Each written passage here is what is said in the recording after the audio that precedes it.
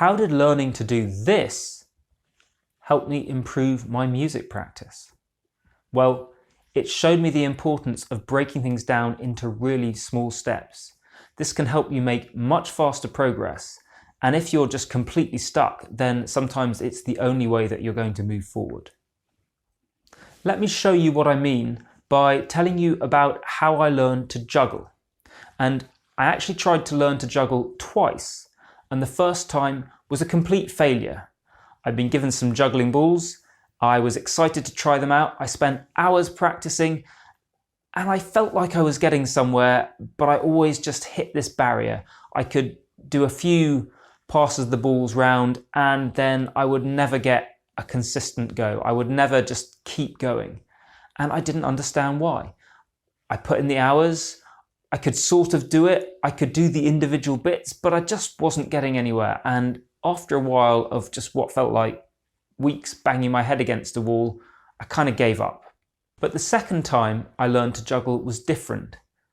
I just kept going, slowly building up the skills, being able to juggle for longer and longer, and actually moving on relatively easily to doing completely different, more difficult juggling tricks. So what changed between those two times? Well, the second time I did three things really. I started out by breaking things down into the single smallest possible element that I could start with. And then the second thing is that when I built it up, I did it in tiny steps, not jumping ahead too much. And the third and really important thing is that I stayed with each of those little tiny steps for quite a while after I felt like I could already do it well. And this is really important because that built it up to the point where it was basically automatic. So when I moved ahead to the next higher step than that, I didn't have to think about what I was doing with the little constituent building blocks. Rather, I could just let what I'd done already happen automatically and concentrate on adding in the next bit. And this is not necessarily rocket science. Most of us as musicians know that we should be doing things like this, but I see two big problems with the way that people approach it and try and actually put it into practice. And the first of these is just going too quickly. So moving on from one step to the next before you're ready, and actually very often just leaping ahead several steps at a time rather than going through the motions. But possibly the bigger problem that I see is people not actually going far enough with breaking things down into small pieces in the first place. So to show you what I mean, I just want to demonstrate a couple of the things that I did when learning to juggle that I think illustrate some points of this really nicely. And here's how I started learning to juggle. With just one ball, throwing it from one hand to the other and back again. Just like that. So nice simple first step to what we're doing, and what it's showing is that we're taking a lot of things out of the equation that will be there in the future. We're not going straight to, can I start with 3 balls and just throw them a couple of times?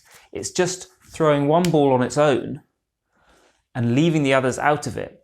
And in music, this might equate to working on one hand at a time if you're playing an instrument that requires both hands. So separate the hands rather than putting them together, and you can add the other ones in later, like adding in the other balls.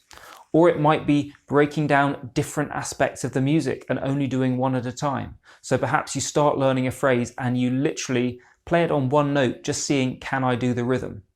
And then later you learn the notes and you work on, well, let's not have the rhythm in there, but can I play the notes in order, just to get that feel for where are the notes without having to do the rhythm as well. And then later you could put those two bits together. So that's some of the ways in which you could run with this idea of not having to have all the components in there all the time. But the thing that I found really interesting was what happened when I started working on using 2 balls in the juggling. Because this time I wasn't going to throw them and catch both of them, but rather I was just practicing to start out with throwing each one and letting them drop. And the reason for doing this is that throwing and catching 2 balls is a surprisingly big step up. You've got attention both on where you're throwing them, but also on whether you catch them as well. And the big temptation here is to judge your success by whether you caught them successfully, when actually just as important is that the throw wants to be good too. Now, the trouble is, when you're just throwing and catching two balls, it is possible to catch them even if the throw has been bad. So when we let the balls drop onto the ground, we're taking that catching out of the equation, and it allows me to be very objective just about how was my throwing of those two balls. Was I able to throw them in the right timing and get them go to about the right place without getting caught up in did I catch them or not? So this shows the importance of going further with these exercises where we're making them smaller and sometimes breaking them down into things that are not actually what we want to achieve at all. So just like in juggling, I really don't want to be dropping the balls, but it was helpful to have an exercise where I did drop the ball. Same thing in music practice. Can we think about, are there particular aspects of it that I'm so keen to get right in the bigger picture later on that actually I want to deliberately have some stuff going in a different direction, a way that it's not going to be in the bigger picture just for this exercise, so that I can focus on that really important aspect, and so that I can keep things small enough that I do not have to struggle to do 5 things at once when I've stepped up from just one before. Again, it's that big step. We're moving up in juggling from throwing one ball. We're not going to go straight to throwing and catching 2 balls, so we're just going to go to throwing 2 balls and let them fall where they may.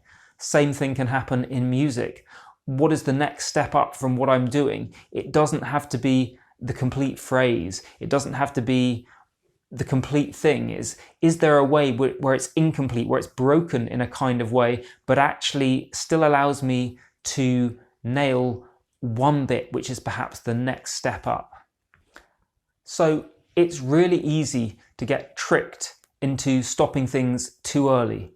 It's really tempting to think that practicing juggling in short sections means just doing one little juggle like that or something, when actually there are a lot smaller bits we can break it down into, with fewer balls, with letting the balls drop, all those sorts of things. When you get creative, there are lots of seemingly different exercises that you can use. And the same goes exactly for music practice too. You just need to take the time to look for them and be less precious about always looking to play a finished product all the time. Because the first time that I set out to learn juggling, I was doing just that. I was trying to juggle 3 balls, just not for such a long time. It was only the second time round, when I actually started deliberately dropping the balls, that I made much more progress in catching them. Are you going to give this a try? Let me know in the comments below. And if you'd like to make your practice even more effective, then check out my video on how to improve the quality of your practice time next. I've been Morley-Fletcher. Thanks so much for watching. Please click below to subscribe if you haven't done so already. And while you're down there, why not hit the share button to pass this video on to other musicians? Take care, and I'll see you in the next one.